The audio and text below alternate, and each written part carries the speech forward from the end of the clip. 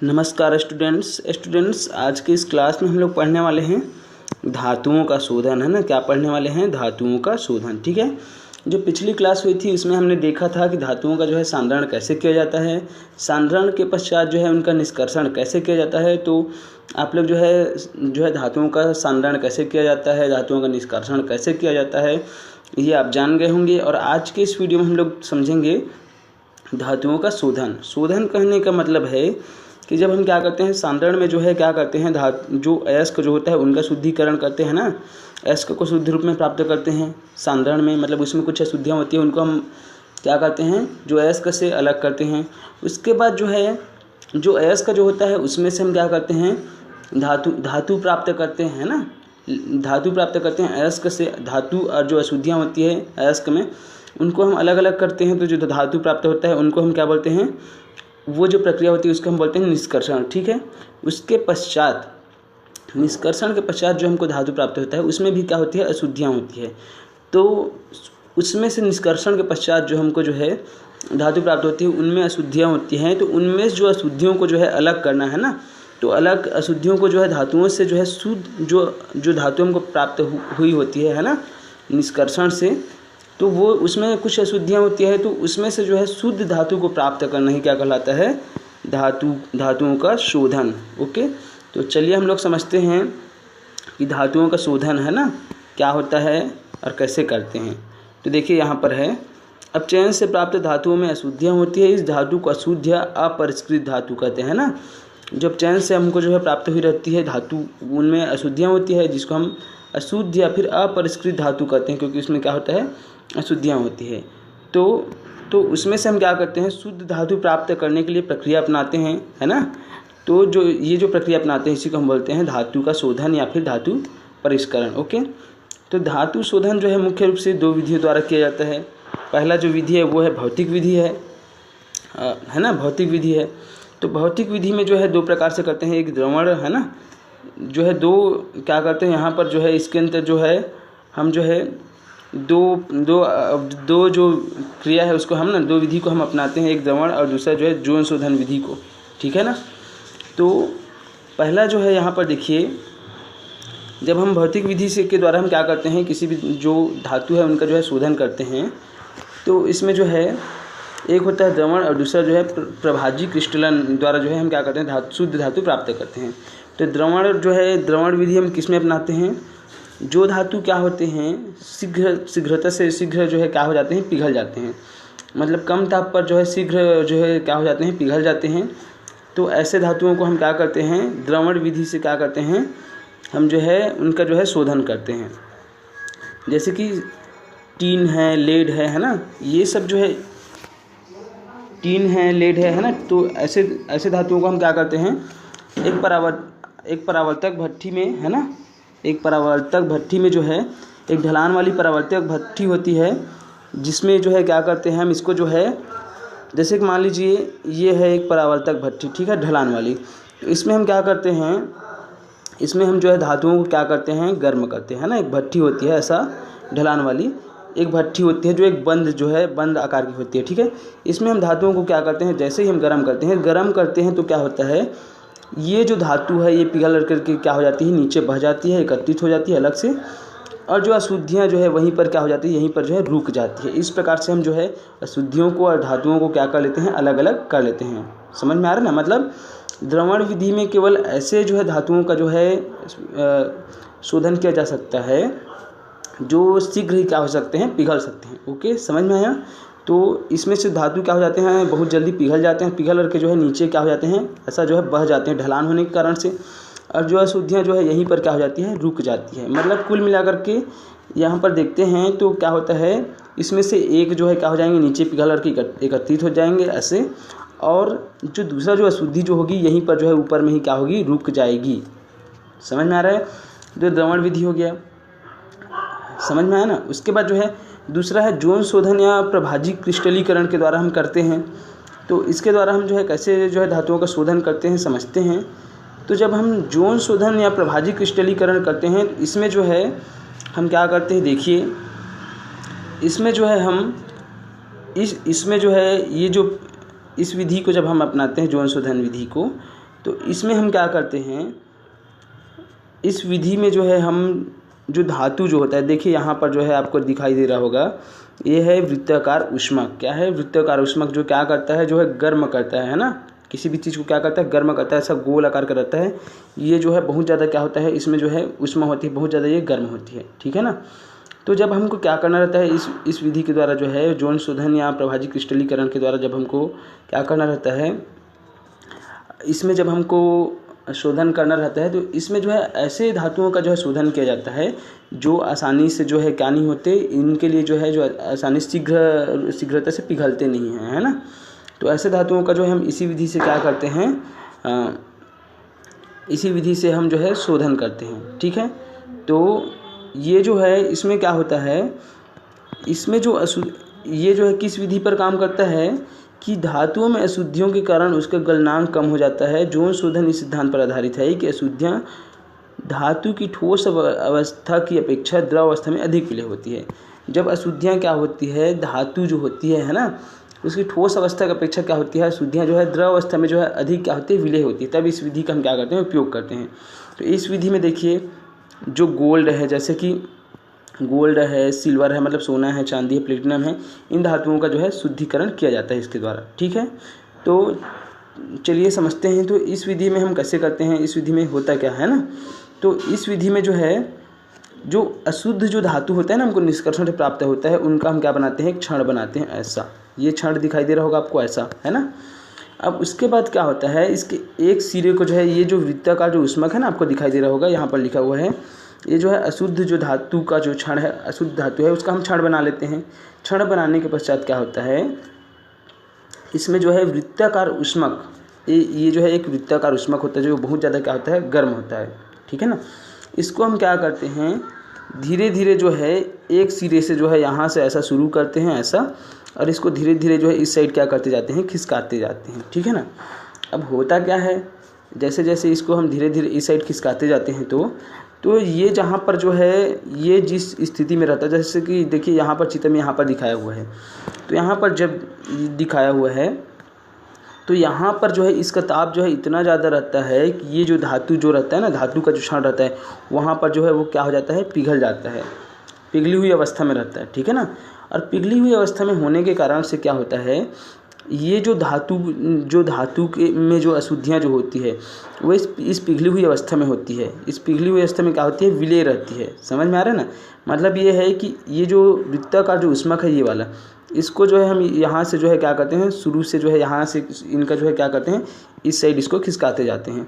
तो जैसे ही यहाँ पर हम शुरू से स्टार्ट करते हैं, इसको जो है गर्म करते हैं वृत्ताकार ऊष्मक को, तो यहाँ पर का सिरा क्या होगा, द्रव अवस्था में हो जाएगा।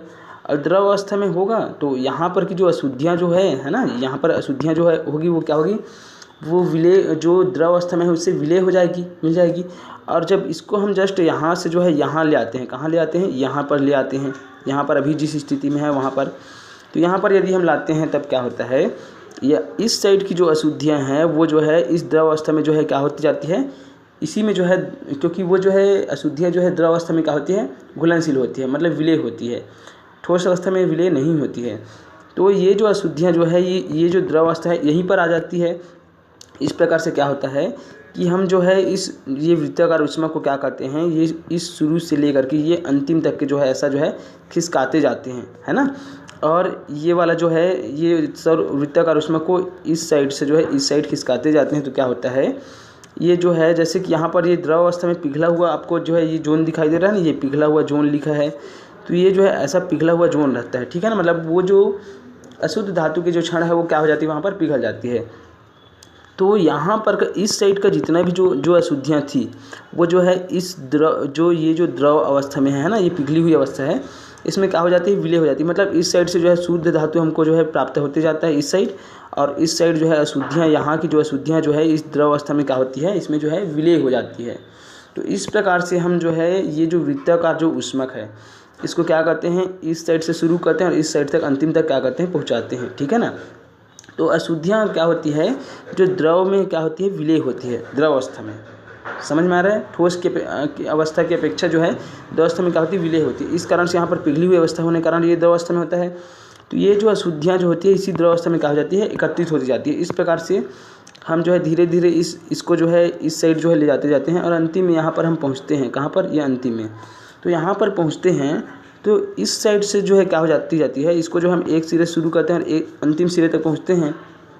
तो क्या होता है, जैसे जैसे हम इस साइड जाते हैं, इस साइड आगे साइड है ना, राइट हैंड साइड, तो इस साइड जो है शुद्ध धातु निकलता जाता है। ये क्षण जो है ना, मतलब ये जो है अशुद्ध धातु के क्षण जो है शुद्ध धातु के रूप में इस साइड जो है क्षण जो है निकलता जाता है और इस साइड जो है अशुद्धि जो है इस द्रव अवस्था में घुल करके विलय होकर के अंतिम सिरे में यहाँ पर क्या हो जाती है, अंतिम में एकत्रित हो जाती है। और इस प्रकार से इस साइड हमको जो है शुद्ध क्रिस्टली धातु हमको प्राप्त हो जाता है, धातु की क्षण, और जो अंतिम सिरा जो होता है उसको हम क्या कर लेते हैं, काट लेते हैं। ओके, और इस प्रकार से हमको जो है शुद्ध धातु क्या हो जाती है, प्राप्त हो जाती है। समझ में आया यहाँ तक? तो ये था क्या, जोन शोधन या प्रभाजी क्रिस्टलीकरण विधि, जिसके द्वारा हम क्या करते हैं, धातुओं का शोधन करते हैं। ओके, इसमें हम वृत्ताकार ऊष्मक का उपयोग करते हैं। समझ में आया?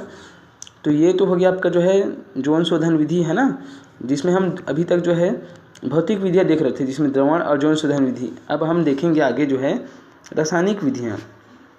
तो रासायनिक विधि में जो है हम कैसे जो है इसमें जो है धातुओं का शोधन करते हैं। ठीक है, तो रासायनिक विधियों में जो है इसमें जो है हम धातुओं का कैसे जो है शोधन करते हैं, समझिए। इसके लिए हम क्या करते हैं, यहाँ पर देखिए, यहाँ पर जो है हम जो है कैसे जो है यहाँ पर हम रासायनिक विधियों में जो है कैसे जो है हम क्या करते हैं, धातुओं का शोधन करते हैं।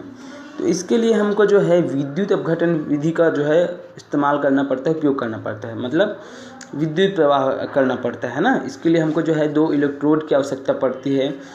तो हम क्या करते हैं, अगर रासायनिक विधि का उपयोग करते हैं धातुओं का शोधन करने के लिए, तो उसमें जो है हम जो है विद्युत अपघटन विधि का क्या करते हैं, उपयोग करते हैं। इसमें विद्युत अपघटन विधि का जब भी आप उपयोग करते हैं तो आपको जो है दो इलेक्ट्रोड की आवश्यकता पड़ती है ना। एक होता है धन इलेक्ट्रोड और दूसरा क्या होता है, एक होता है धन इलेक्ट्रोड और दूसरा होता है ऋण इलेक्ट्रोड।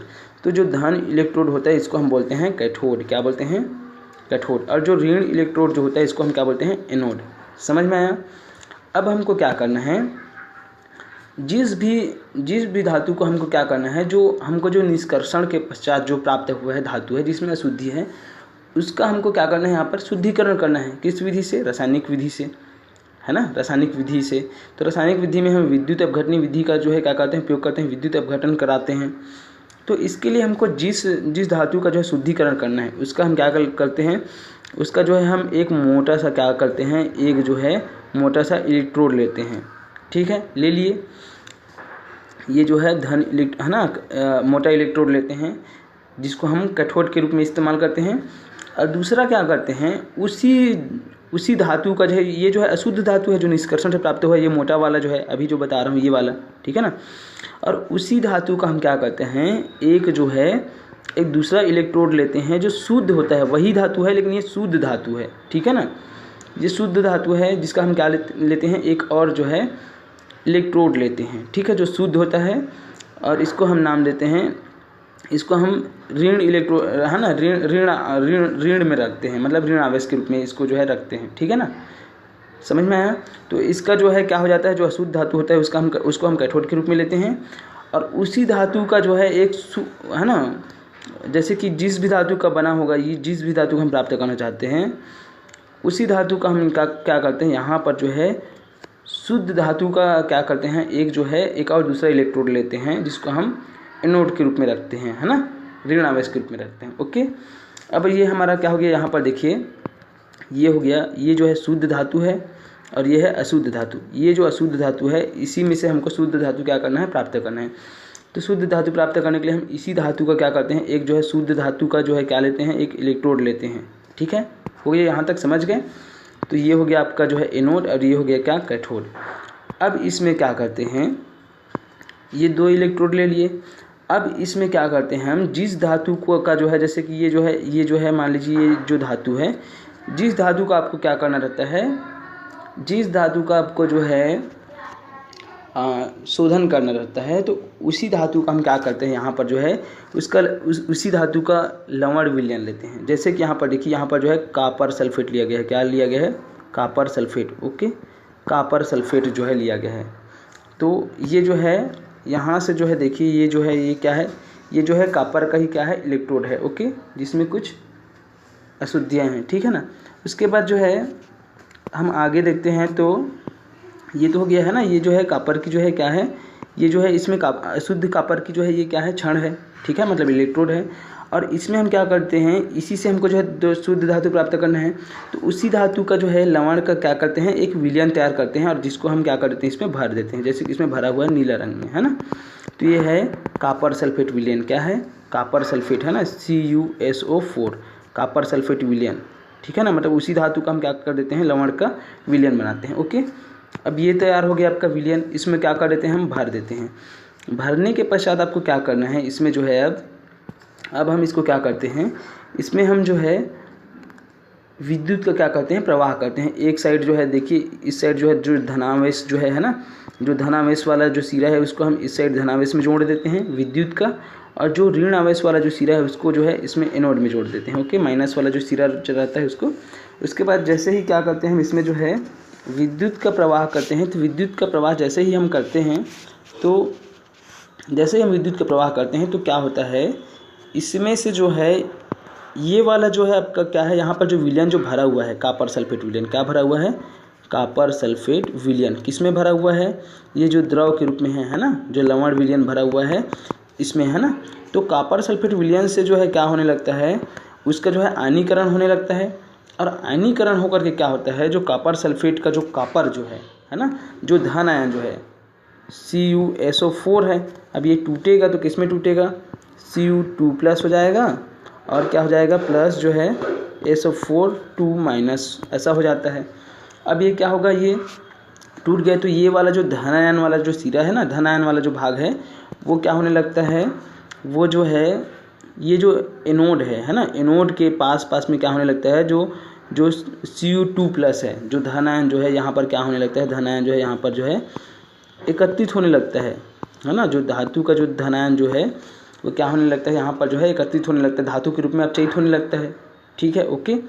उसके बाद क्या होता है, ये जैसे ही अपचयित हो जाता है, उसके बाद जो है ये वाला जो है क्या है, ये जो धातु का जो कैथोड है, इसमें से क्या होने लगता है कुछ समय पश्चात, है ना, यहाँ पर देखिए आगे में, यहाँ पर है ना, इसके पश्चात क्या होता है, ये जो धातु जो है,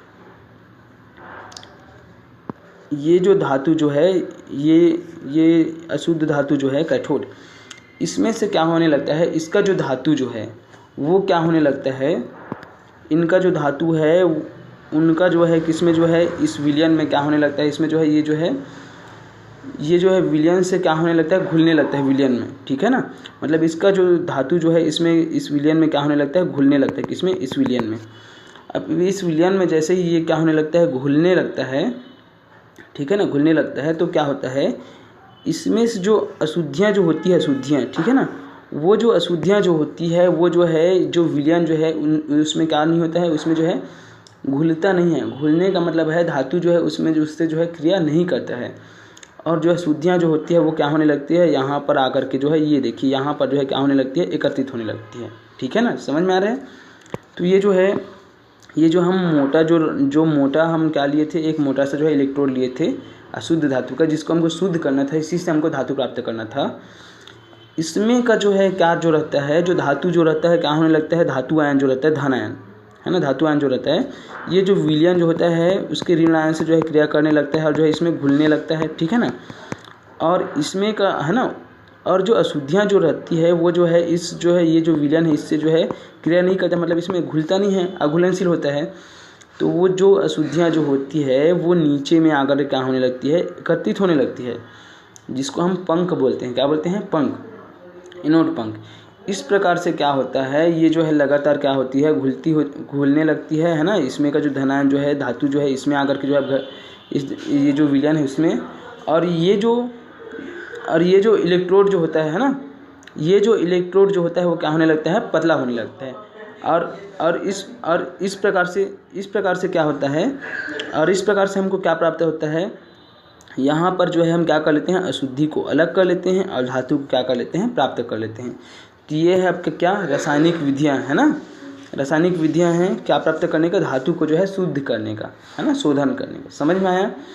तो हम जब भी जो है विद्युत अपघटन का इस्तेमाल करते हैं, है ना, धातुओं का शुद्धिकरण के लिए, तो 2 इलेक्ट्रोड लेते हैं, एक को धनावेश के रूप में और एक को जो है ऋणावेश के रूप में लेते हैं, हमेशा याद रखना। ओके, और इसमें विद्युत प्रवाह करते हैं तो धन आयन जो रहता है वो ऋण आयन की ओर क्या होने लगता है, ऋण आयन की ओर जो है जो ऋण इलेक्ट्रोड रहता है उसमें क्या होने लगता है, एकत्रित होने लगता है। समझ में आ रहा है। और सबसे पहले तो जो इसमें जो विलयन जो भरा होता है ना, उनका आयनीकरण होता है और उसमें का जो धातु आयन जो रहता है, धन आयन जो है वो जो है ऋण आयन की ओर क्या होने लगता है, एकत्रित होने लगता है, धातु के रूप में अपचयित होने लगता है। और उसके बाद जो है जो क्या होता है, ये वाला जो रहता है उसमें का जो धातु धन आयन जो रहता है वो क्या करता है, इस विलयन की ऋण आयन से क्रिया करता है और इसमें घुल जाता है। ठीक है ना। और इस प्रकार से यदि जो अशुद्धियाँ जो होती है वो तो विलयन में नहीं घुल पाता, तो वो नीचे में आकर क्या हो जाती है, एकत्रित हो जाती है। इस प्रकार से हमको जो है धातु अलग से प्राप्त हो जाता है विलयन के रूप में, है ना। जो धातु रहता है उसको हम अलग कर लेते हैं और जो अशुद्धियाँ जो है क्या हो जाती है, अलग हो जाती है। और इस प्रकार से जो है हमको जो है शुद्ध रूप में जो है धातु क्या होती है, प्राप्त होती है। ओके, समझ में आया। ये क्रिया है ना, ये विधि आप समझ गए होंगे। रासायनिक विधि जो है ये वही है। उसके बाद जो है यहाँ पर देखिए, इसको यहाँ पर जो है 60 कट में दिया है अयस्क, है ना। अयस्क जो है ये 60 कट में जो है जो पढ़े हैं उसी को समझाया गया है कि जो अयस्क जो होता है उनका हम सांद्रण करते हैं, है ना। अयस्क का सबसे पहले क्या करते हैं, सांद्रण करते हैं। सांद्रण के पश्चात निष्कर्षण करते हैं। तो ये निष्कर्षण करते हैं तो यहाँ पर हम देखते हैं कि उच्च क्रियाशील धातु है कि मध्यम क्रियाशील धातु है या फिर निम्न क्रियाशील धातु है। यदि उच्च क्रियाशील धातु है मतलब अधिक क्रियाशील धातु है तो गलित धातु का विद्युत अपघटन कराते हैं और विद्युत अपघटन कराने के बाद क्या करते हैं, शुद्ध धातु प्राप्त करते हैं। यदि मध्यम क्रियाशील धातु है तो हम क्या करते हैं, मध्यम क्रियाशील यदि धातु है तो उनका जो है पहले हम कार्बोनेट अयस्क या फिर सल्फाइड अयस्क के रूप में क्या करते हैं, पहले भर्जन कराते, निष्ठापन कराते हैं, फिर भर्जन कराते हैं। ठीक है ना। ऑक्सीजन की उपस्थिति में अगर हम कराते हैं तो भर्जन है और ऑक्सीजन की अनुपस्थिति में कराते हैं तो निष्ठापन है। ओके।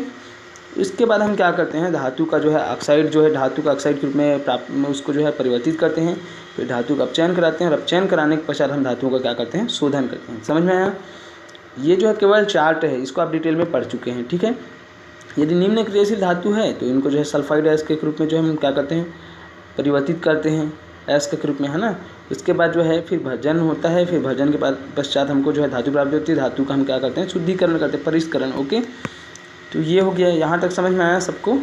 उसके बाद जो है हम आगे समझते हैं, ना।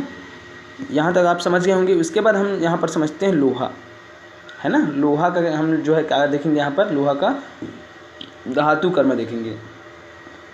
तो लोहा आप लोग जानते हैं आयरन, है ना।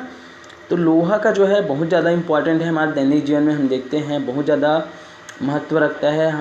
हमारे आसपास में जितनी भी चीज़ें हमको दिखाई देती है अधिकतर लोहे से बनी होती है। ठीक है ना। और इसके साथ साथ जो है अभी तो ये वर्तमान युग है, तो लोहा का जो है ना, प्राचीन सभ्यता से ही क्या रहा है, लोहा का जो है मानव जीवन से जो है जुड़ा हुआ है ना। लोहा का जो है बहुत महत्व रहा है। समझ में आ रहा है ना।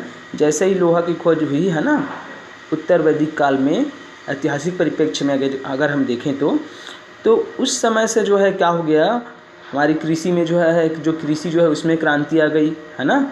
और इसके साथ साथ जो भी हमारे जो है जो क्रियाकलाप थे उसमें जो है क्रांति सी आ गई, है ना, लोहा का जो है खोज होने के बाद। समझ में आ गया, आया, समझ में आया ना यहाँ तक।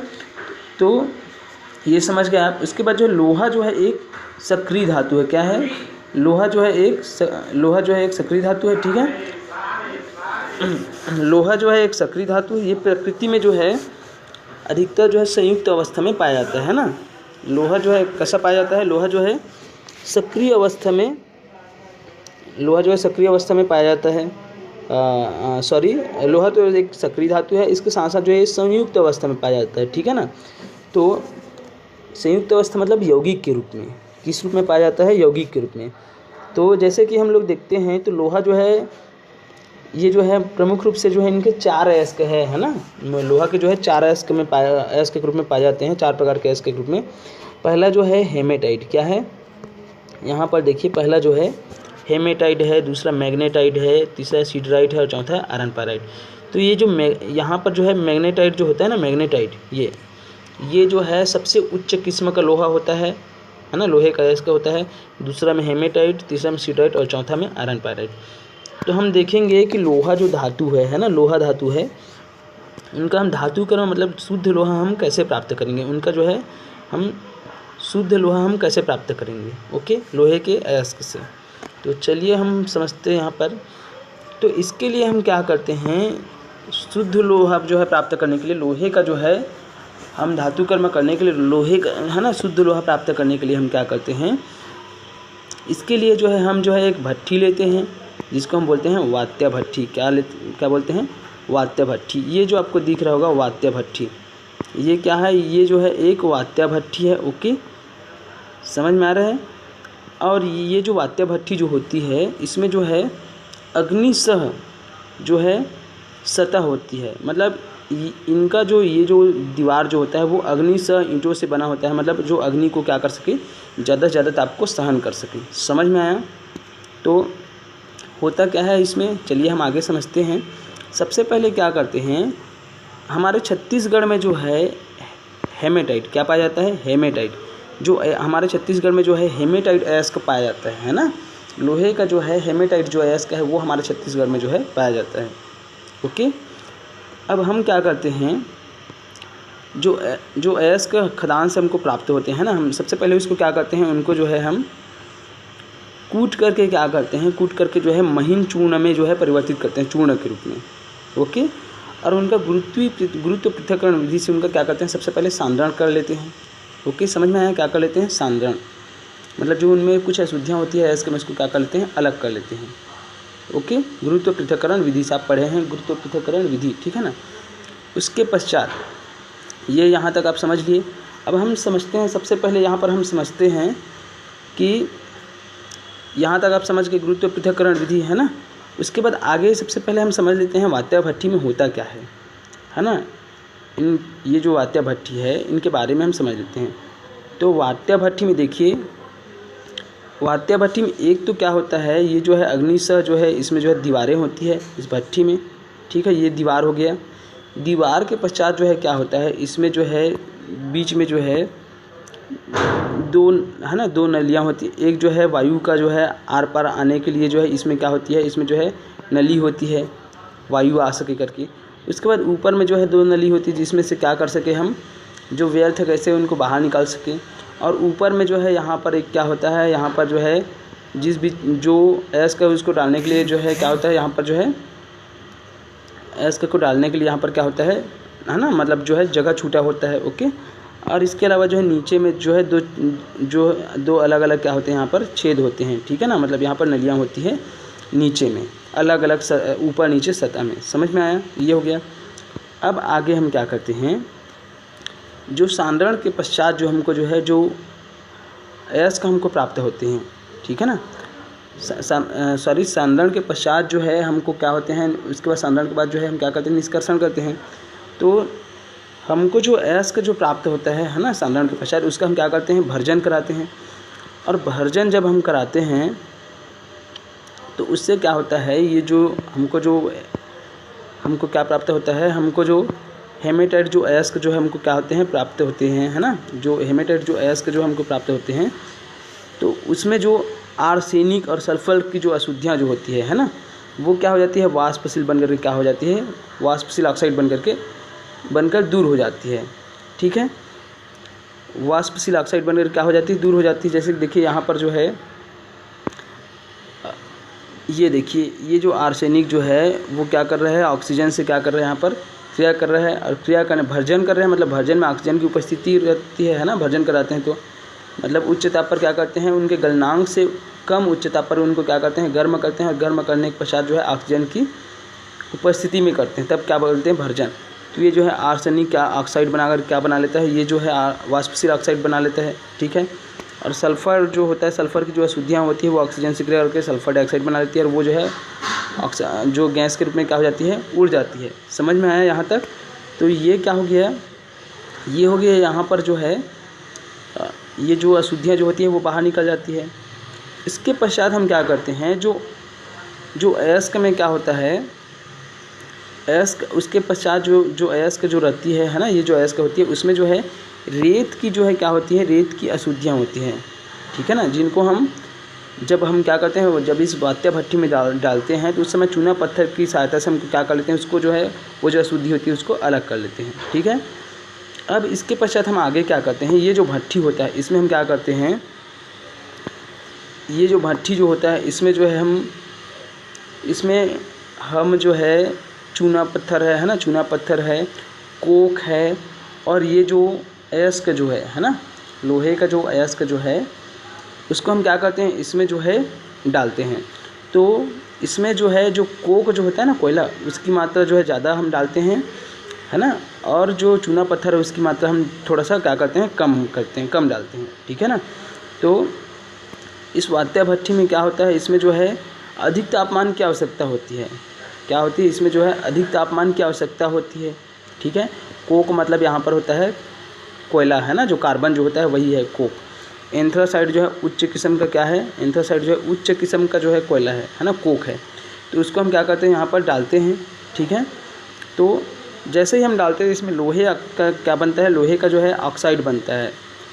आप सबसे पहले तो समझ लीजिए कि इस वात्या भट्ठी में जो है हमको जो है अधिक तापमान की आवश्यकता पड़ती है ना, समझ में आ रहा है ना। तो अधिक तापमान की आवश्यकता पड़ती है, समझ में आ रहा है वात्या भट्ठी में। तो इसमें हम जब प्रज्वलन की क्रिया कराते हैं तो क्या होता है, इसमें जब हम प्रज्वलन की क्रिया कराते हैं तो लोहे का जो है क्या बनता है, सबसे पहले जो है लोहे का ऑक्साइड बनता है ना। जो लोहे का जो ऑक्साइड जो रहता है, क्योंकि जो है हेमेटाइट जो है क्या है, यहाँ पर देखिए ये जो है हेमेटाइट है, कौन सा, ये हेमेटाइट। हेमेटाइट में क्या है, Fe2O3 है, मतलब इसमें जो है ये जो है फेरस ऑक्साइड ही है ना, हेमेटाइट जो है। तो चलिए समझिए, है ना, यहाँ पर जो है तो हम क्या करते हैं, यहाँ पर जो है ये जो लोहे का जो है क्या है, ये जो लोहे का जो हमको जो अयस्क प्राप्त हुआ है हेमेटाइट, है ना, इनको हम क्या करते हैं, ये जो वात्या भट्ठी है इसमें हम क्या करते हैं, इसमें जो है डालते हैं, ओके। उनका सबसे पहले जो उनका जो है इसमें जो है इनका क्या कराते हैं, प्रज्वलन कराते हैं। मतलब इनको जो है बार बार क्या होता है, इसमें जो है अधिक तापमान की आवश्यकता पड़ती है, लगभग जो है 1800 डिग्री सेंटीग्रेड जो है तापमान की इनकी क्या होती है, इसमें आवश्यकता होती है, ठीक है ना, समझ में आ रहा है। जब इसमें हम क्या करते हैं, इसमें उनका प्रज्वलन कराते हैं, तो ठीक है।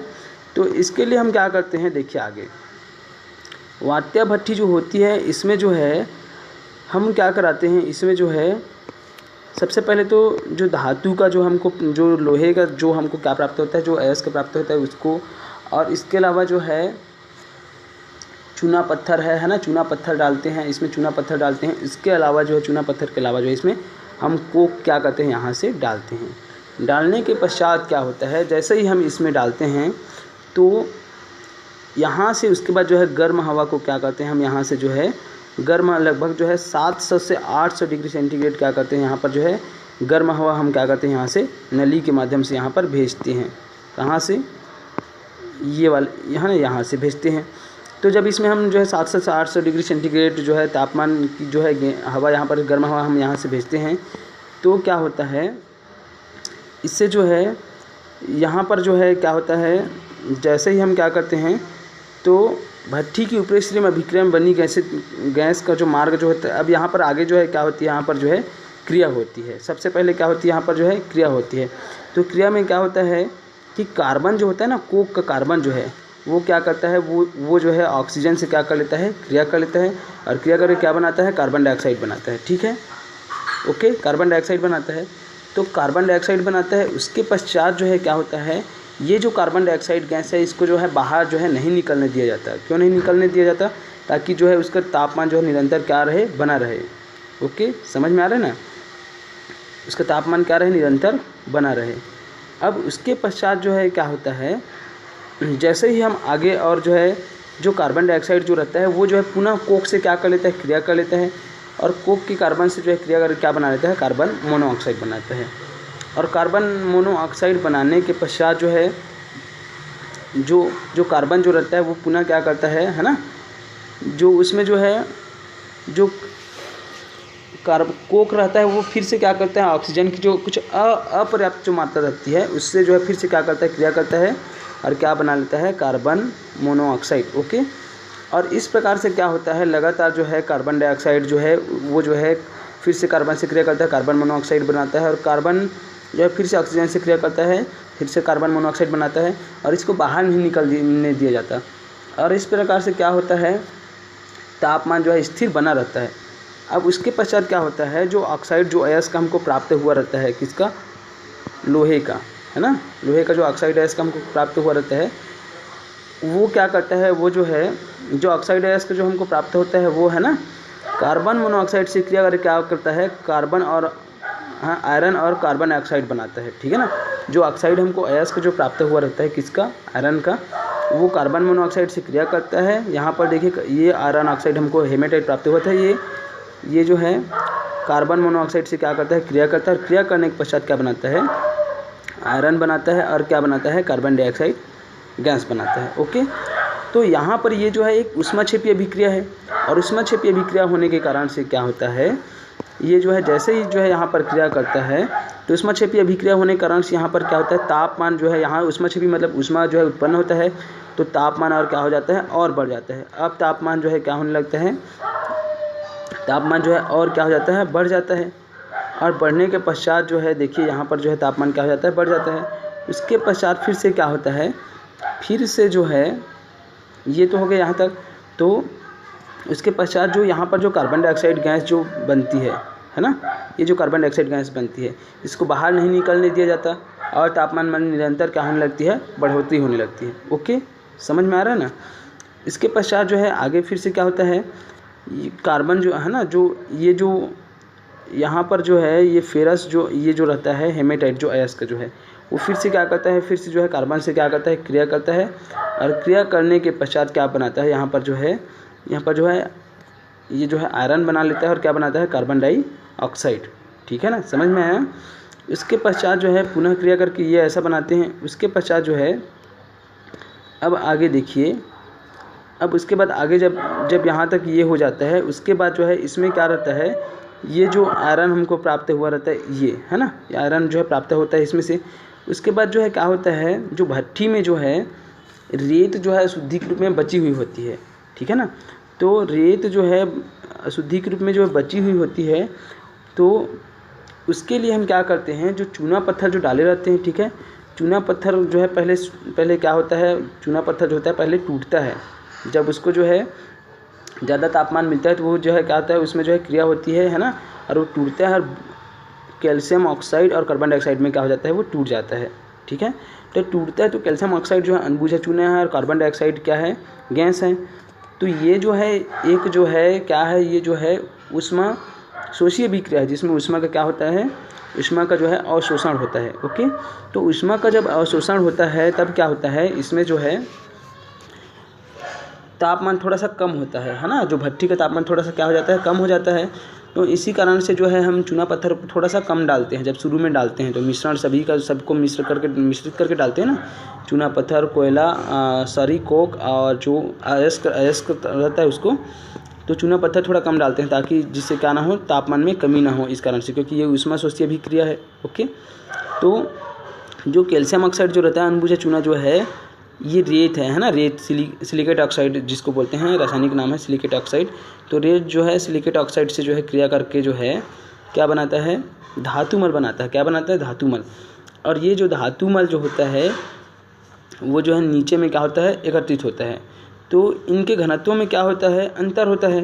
मतलब ये अधिक तापमान पर होता है ना, 1200 से 1600 डिग्री सेंटीग्रेड होने में जो है ये क्या होता है, ये जो है दोनों जो है पिघली हुई अवस्था में रहते हैं, जो लोहा जो रहता है वो, और ये जो सिलिकेट जो रहता है, धातुमल जो बनता है वो, कैल्शियम सिलिकेट जो बनता है वो। ओके, और इनको जो है देखिए यहाँ पर जो है इनके घनत्व में क्या होता है, अंतर होता है। मतलब ये है, यहाँ पर देखिए हमको जो है ये जो लोहा जो है ना, ये जो है ऊपर में जो है धातुमल जो है, इनका घनत्व जो है कम है किसकी अपेक्षा, जो पिघली हुई लोहा है उसकी अपेक्षा। तो जो पिघली हुई जो धातुमल है वो जो है उसको जो है ऊपर की नली से क्या कर लेते हैं, बाहर निकाल लेते हैं। और चूंकि लोहा जो पिघली हुई जो लोहा हमको प्राप्त होती है वो जो है इनका घनत्व अधिक होता है, इस कारण से ये नीचे में रहते हैं, और इनको जो है पिघली हुई रूप में हम क्या कर लेते हैं, प्राप्त कर लेते हैं नीचे वाली तल से। समझ में आया, नीचे वाली नली से। और इस प्रकार से जो है हमको धातुमल अलग से प्राप्त हो जाता है, और जो पिघला हुआ जो शुद्ध लोहा रहता है वो अलग से प्राप्त हो जाता है। ठीक है, ओके। उसके बाद देखिए आगे समझिए, इसके पश्चात क्या होता है, ठीक है ना। तो जब ऐसा हो जाता है तब क्या होता है, वात्य भट्ठी में चूँकि क्या रहता है, काफ़ी मात्रा में कार्बन रहता है, और कार्बन होने के कारण से उसमें जो है जो लोहा जो होता है उसमें कार्बन जो है मिला हुआ रहता है, ठीक है ना, मिल जाता है। तो वही जो लोहा होता है उसको हम बोलते हैं कच्चा लोहा। और कच्चा लोहा को क्या किया जाता है, फिर से अलग अलग प्रक्रिया को बनाया जाता है और उनका शुद्धिकरण किया जाता है, और भिन्न भिन्न ग्रेड के लोहे का क्या किया जाता है, निर्माण किया जाता है। जैसे कि ढलवा लोहा है, पिटवा लोहा है, ठीक है ना, पिटवा लोहा है। तो ये जो पिटवा जो लोहा है, ये पिटवा लोहा जो है क्या होता है, ये जो है एकदम से शुद्ध लोहा है, और इस प्रकार से हमको जो है क्या हो जाता है, लोहा जो है हमको जो है वात्या भट्ठी से प्राप्त हो जाता है। तो समझ में आया ना, ये वात्या भट्ठी का जो क्रिया जो है, बुक को और अच्छे से पढ़िएगा, है ना, समझ में आ जाएगा। बाकी प्रक्रिया तो मैं समझा दिया हूँ, 60 में समझ लीजिए। जैसे कि सबसे पहले जो है भर्जित अयस्क और चूना पत्थर को इसमें क्या करते हैं, डालते हैं। कहाँ से, यहाँ से, है ना, भर्जित अयस्क, चूना पत्थर और कोयला को यहाँ से डालते हैं। डालने के पश्चात यहाँ से हम गर्म वायु प्रवाहित करते हैं। तो गर्म वायु से ये जो कार्बन जो है क्रिया करता है, कोक जो है, और क्या बनाता है, कार्बन डाइऑक्साइड गैस बनाता है। कार्बन डाइऑक्साइड जो है पुनः कोक से क्रिया करता है, कार्बन मोनोऑक्साइड गैस बनाते हैं। कार्बन मोनोऑक्साइड जो है पुनः जो है फिर से कार्बन जो है ऑक्सीजन से क्रिया करता है, कार्बन मोनोऑक्साइड बनाता है। और ऐसा होने के पश्चात जो है आगे क्या होता है, जो उसके पश्चात जो अयस्क जो रहता है, अयस्क क्या करता है, अयस्क जो है कार्बन डाइऑक्साइड से क्रिया करता है। क्रिया करने के पश्चात जो है क्या बनाता है, अयस्क जो है, यहाँ पर देखिए, जो अयस्क जो है वो जो है कार्बन मोनोऑक्साइड से क्रिया करता है और जो है आयरन बना लेता है और कार्बन डाइऑक्साइड गैस बना लेता है। अब जो कार्बन डाइऑक्साइड गैस जो रहता है उनको बाहर नहीं निकलने दिया जाता, जिनसे जो है क्या होता है, यहाँ पर जो है चूँकि ये जो था उसमें क्षेपीय अभिक्रिया था जिसमें ऊष्मा उत्पन्न होती है, इस कारण से इसका तापमान क्या हो जाता है, बढ़ जाता है और बढ़ जाता है। ओके, उसके बाद जो है तापमान जब इसका जो तापमान जो है बढ़ जाता है, लगातार ये प्रक्रिया जो है चलती रहती है। ओके, समझ में आ रहा है ना। उसके बाद यहाँ से जो है हमको क्या प्राप्त हो जाता है, यहाँ से तो हमको आयरन प्राप्त हो जाता है। देखिए इस क्रिया में देखिए, ये जो है हमको जो है यहाँ से जो है आयरन प्राप्त हो जाती है। इसके पश्चात जो है हम क्या करते हैं, इसमें जो हमको जो है रेत की जो अशुद्धियाँ होती है, जिसको हम सिलिकेट ऑक्साइड बोलते हैं, उसको जो है जो कैल्शियम कार्बोनेट जो रहता है वो जो है गर्म होने के कारण टूट जाता है कैल्शियम ऑक्साइड और कार्बन डाइऑक्साइड में। और कैल्शियम ऑक्साइड जो है, जो रेत जो है सिलिकेट ऑक्साइड, उससे क्रिया करके धातुमल बना लेते हैं। और वही धातुमल और जो लोहा जो है हमको जो है पिघली हुई अवस्था में, उच्च ताप पर जो है पिघली हुई अवस्था में हमको प्राप्त होती है। तो ये जो है ऊपर में धातुमल है और नीचे में जो है पिघली हुई लोहा है। तो धातुमल का घनत्व तो लोहे घनत्व से क्या होता है, कम होता है। इस कारण से जो है ऊपर में तैरते रहता है, इसको हम ऊपर वाली नली से प्राप्त कर लेते हैं, और जो पिघला हुआ लोहा रहता है उसको जो है हम अलग से प्राप्त कर लेते हैं। ओके, उसके पश्चात क्या होता है, चूँकि इसमें जो है कोक की मात्रा बहुत ज़्यादा थी, मतलब कार्बन की मात्रा, तो वो जो है लोहे में क्या होता है, कुछ मात्रा में मिला हुआ रहता है। फिर उसको अलग अलग प्रक्रिया अपनाते हैं और उनको जो है लोहे को शुद्धिकरण करते हैं और अलग अलग हमको लोहे का जो है प्रकार प्राप्त होता है, जैसे ढलवा लोहा, पिटवा लोहा। ओके, समझ में आया। तो ये था आपका लोहे का धातु कर्म। तो आशा करता हूँ आपको समझ में आया होगा, और नहीं आया होगा तो बुक को और अच्छे से पढ़ लीजिएगा, है ना। अब इसके बाद जो नेक्स्ट क्लास होगी, हाँ, उसके बाद जो है आपका जो है ये आपका जो है होमवर्क है ना, छत्तीसगढ़ का धातु शिल्प, इसको आपको क्या करना है, छत्तीसगढ़ का जो धातु शिल्प जो है इसको आपको स्वयं पढ़ना है। ओके, नेक्स्ट वीडियो में हम जो है संचारण के बारे में पढ़ेंगे। ओके।